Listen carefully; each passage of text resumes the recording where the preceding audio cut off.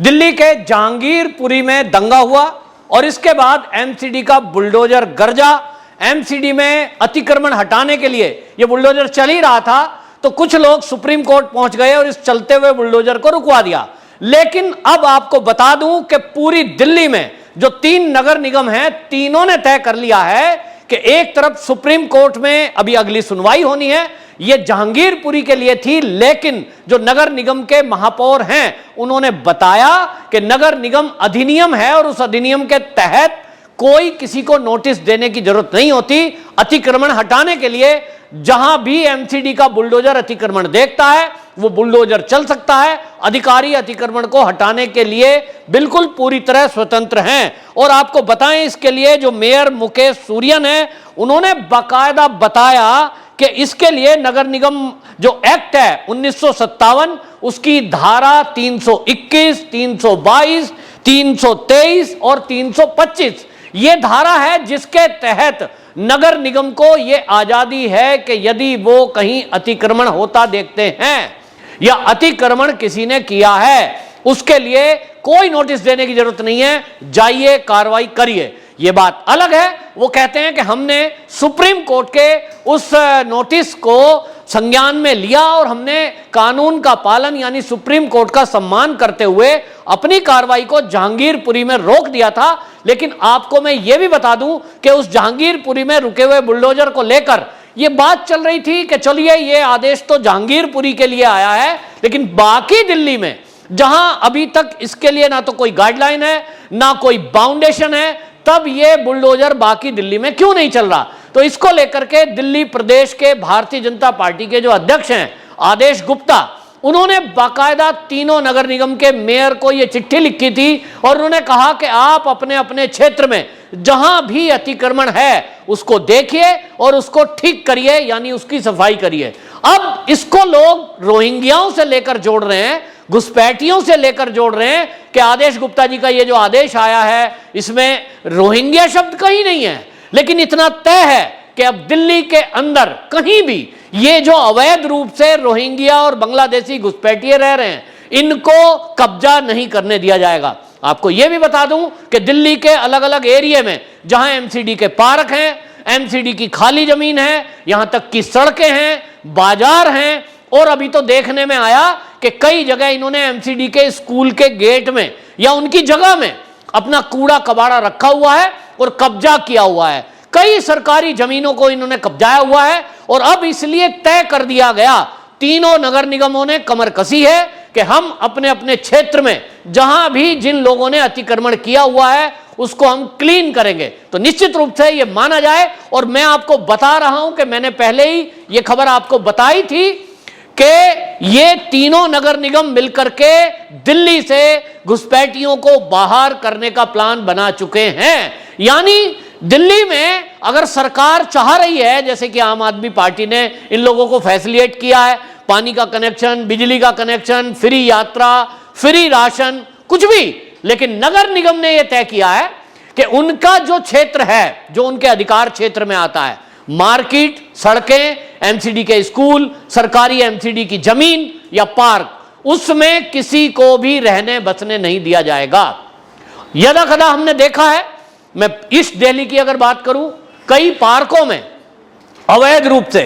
इसी तरह कब्जा किया हुआ है। कई जगह तो पार्कों में, क्योंकि पार्क में जो जगह छुटती है वो एमसीडी के पार्कों में ये जगह जो छुटी हुई है वो लोगों के घूमने के लिए है, या कॉलोनी में छोटे छोटे घर हैं 20-20, 25-25 गज के, जिनको कहीं अपना व्यायाम, योग वगैरह करने की जगह नहीं है, तो वो उन लोगों के लिए पार्क बनाया गया है ताकि बच्चे उस पार्क में खेल सकें, बुजुर्ग वहां जाकर के योग व्यायाम कर सकें। लेकिन हमने देखा है ईस्ट दिल्ली में कई जगह, नंदनगरी एरिया में भी मैंने देखा है कि वहां मस्जिद बना दी गई, वहां अतिक्रमण करके उसको घेर लिया गया, पहले टीन शेड डाली गई, फिर धीरे से ईंट की दीवार बनाई गई और अब नियमित रूप से पक्का तौर पे वहां मस्जिद बन चुकी है। स्थानीय लोग जब इसकी कंप्लेंट करते हैं, पुलिस की हिम्मत नहीं होती कि जाकर के वहां इस अतिक्रमण को हटा सके। अब देखना होगा कि नगर निगम अगर कह रहा है कि हम अतिक्रमण साफ करेंगे तो ईस्ट दिल्ली में भी क्या इस अतिक्रमण का नंबर आएगा।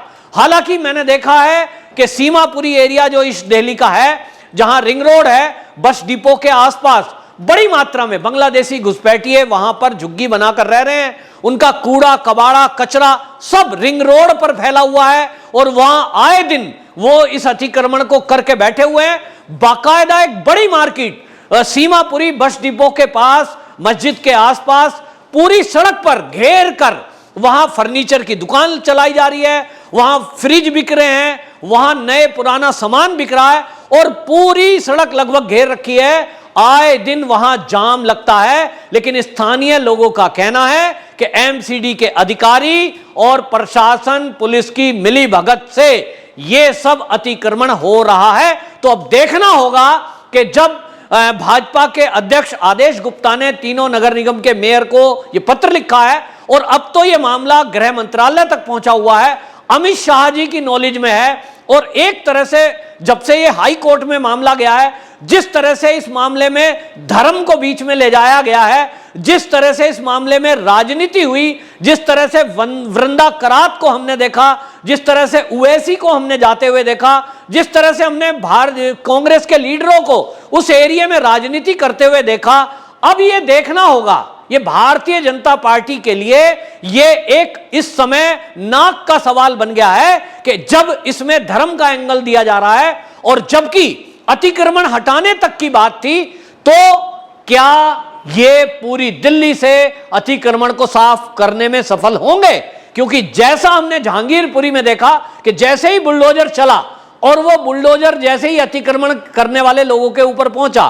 किसी का जात, किसी का धर्म, किसी का नाम पूछकर बुलडोजर नहीं चला था। जैसा कि वहां पहले से बताया गया कि 40% दुकानें जो उठाई गई या तोड़ी गई या रोड से साफ की गई, उसमें हिंदू भी थे, लेकिन इसको राजनीतिक एंगल दिया गया क्योंकि कुछ लोगों को यह सूट करता है। मस्जिद को भी गिराया नहीं गया, ना मस्जिद अतिक्रमण के क्षेत्र में थी, ना बुलडोजर चलना था, केवल एक टीन शेड हटाई गई और इसको लेकर के ऐसा प्रोजेक्ट किया गया जैसे कि भाजपा जो कि एमसीडी में है वो मस्जिद का गेट तोड़ने आई थी। इस चीजों को लेकर के जिस तरह से हाईलाइट किया गया, एक नैरेटिव सेट करने की कोशिश की गई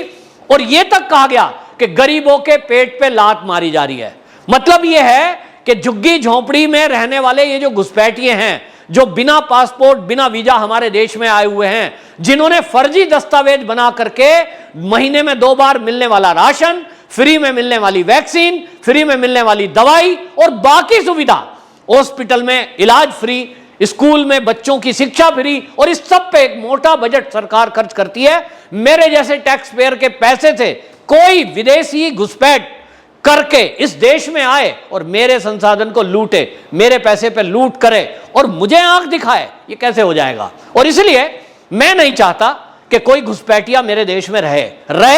हमारे देश की कंडीशनों पे रहे, लेकिन ऐसा होता नहीं है। यहां राजनीति होती है और यहां आप देखिए, जिनको ये गरीब बताकर ये कह रहे थे गरीबों के पेट पे लात मार रहा है बीजेपी वाले, तो बुलडोजर चला रहे हैं, पान की दुकान हटा दी, गरीबों को हटा रहे हैं। वो गरीब कैसे हैं कि वो 2 करोड़ रुपया दे करके फीस और सुप्रीम कोर्ट में वकील खड़े कर देते हैं, दवे जैसे वकील, कपिल सिब्बल जैसे वकील जिनकी मोटी मोटी फीस है, उनको पैसे देने के लिए संस्थाएं खड़ी हो जाती हैं, एनजीओ खड़े हो जाते हैं। तो सवाल यह है कि जब एक तरफ इस तरह के मजबूत वकील हैं, एक तरफ ऐसी एनजीओ हैं, एक तरफ ऐसे बड़े बड़े संस्थान हैं जो सुप्रीम कोर्ट को चुटकी में ऑर्डर कराने में सक्षम है, ऐसे में क्या एमसीडी के ये मंसूबे पूरे हो पाएंगे? क्या पूरी दिल्ली से ये अतिक्रमण हटा पाएंगे? देखना होगा। और ये देखना है इस समय, आपको बता दूं, यदि इसमें गृह मंत्री अमित शाह जी डायरेक्ट इन्वॉल्व होंगे तो ही ये पूरा हो पाएगा। आपको जहांगीरपुरी का दृश्य याद होगा,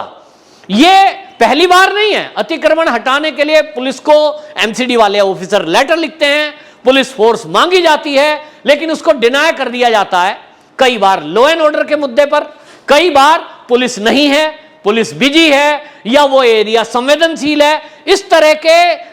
लेटर लिख करके, इस तरह की बातें कह करके उसको इग्नोर कर दिया जाता है या मना कर दिया जाता है। और इसलिए एमसीडी के अधिकारी कह रहे हैं कि हम चाहकर भी कई बार उन क्षेत्रों में अतिक्रमण को नहीं हटा पाते जहां हमें पुलिस मिलती ही नहीं है। जहां के लिए पुलिस मिली, हमें बल प्रयोग करना पड़ता है, पब्लिक घेर कर खड़ी हो जाती है और बहुत बार हमले होते हैं। और इसलिए अमित शाह जी का इंटरफेयर हुआ, गृह मंत्रालय के अधिकारियों ने डायरेक्ट इसमें इंटरफेयर किया, तो ही ये 500 पुलिस वाले मिले थे जहांगीरपुरी के लिए, पूरी दिल्ली को क्लीन करने के लिए। इसी तरह भारी बल की जरूरत होगी, जिसमें केंद्रीय रिजर्व पुलिस भी चाहिए। देखना होगा, ये बहुत बड़ा अभियान होगा। और अगर एमसीडी इस काम को कर ले गई, दिल्ली को क्लीन कर ले गई, तो मैं निश्चित रूप से कहता हूं कि ये एक बड़ा कदम होगा। और जिस तरह से बुलडोजर आज भारतीय जनता पार्टी के लिए एक बहुत बड़ा एक निशान बन गया है, एक आइकन बन गया है, चाहे वो यूपी हो, फिर चाहे वो मध्य प्रदेश हो, अब तो उत्तराखंड भी है और असम में भी है। जहां देखिए भाजपा की सरकारें हैं, बुलडोजर के बल पर उन्होंने लोकप्रियता पाई है। अभी एमसीडी के दिल्ली के चुनाव अभी उसमें होने में 2 से 3 साल है, लेकिन क्या भारतीय जनता पार्टी इस बुलडोजर के सहारे दिल्ली की सत्ता में वापसी कर पाएगी? देखना होगा। वंदे मातरम।